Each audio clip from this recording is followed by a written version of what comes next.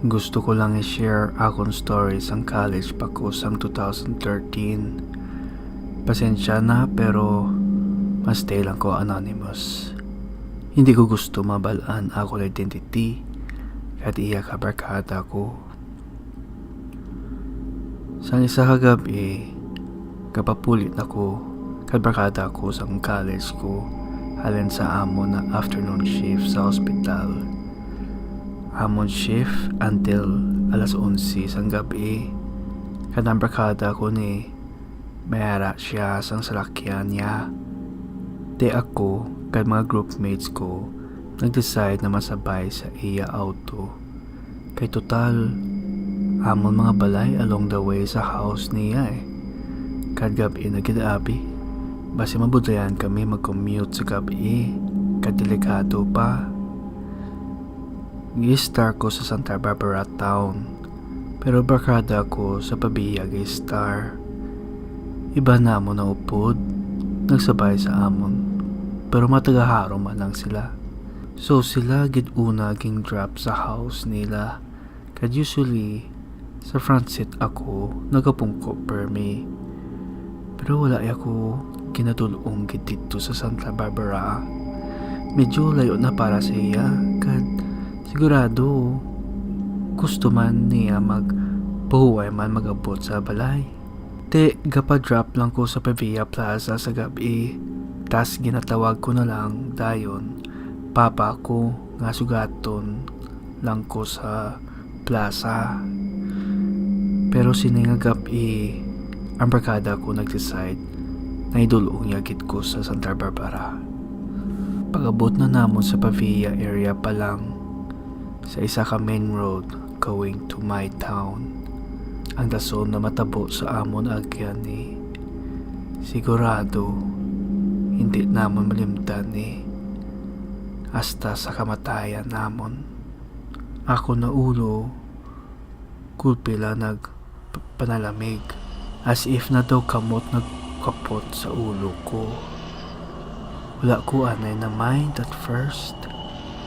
Pero samtang napatsagaan ko nga naggrabe na gid ang bugnaw, dito na nagtindog ako na balibo. Nagtulog ko sa espiyo sa right side ka mirror. Namudla gid ako mata pagkita ko sa babae nakaputi iya suot. Gapungko sa likod namon. Di ko ma-recognize gawa tsuraya kay kadulong gid kad hindi makita kasuka ka street lights. Pero tandaan ko na laba na iya buhok kad wala gid nagahulag maski isa ka inch sa lawas siya. Gusto ko magpanik at imuno barkada ko na may arap morto sa likod namon.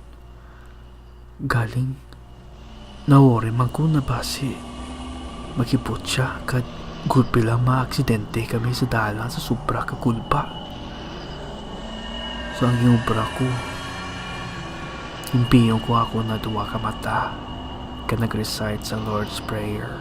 Interrupt ako na pangadi paghambas ang friend ko. Pre, nga gulpi lang naglamig diri sulod. Wala ka na nalamigan? Hindi ko na mapunggan. Impabalo ko siya na may morto sa likod palungkuan kaslakyan niya. Dungan kami dayong balikid kung harap pa siya sa passenger seat. Pero wala na siya. Nadula na ang babae. Sa dason na adlaw, akong barkada nagmatumato kadto sa area ka nagpurumangkot sa mga tao dito. Kung diin ang morto nagpakita sa hamon. May isa nagpalapit sa iya ka nagsugit sa history ka babae nga naligsa da sa nguna. Dra nga area gid mismo.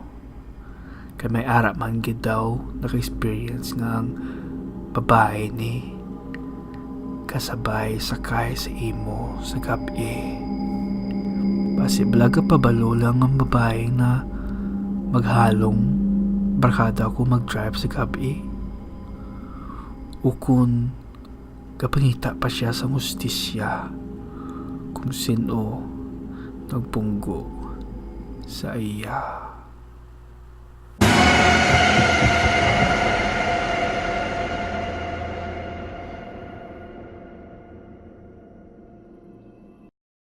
We're excited to announce that our Creepy Ilonggo book is coming out this November 10, 2018. You can purchase the book online by clicking the link on the description box. If you would like a faster service and direct information on current stock and pricing, please contact the Kasing Kasing Press at 0919-315-6752 or email us at kasingkasingpress@gmail.com.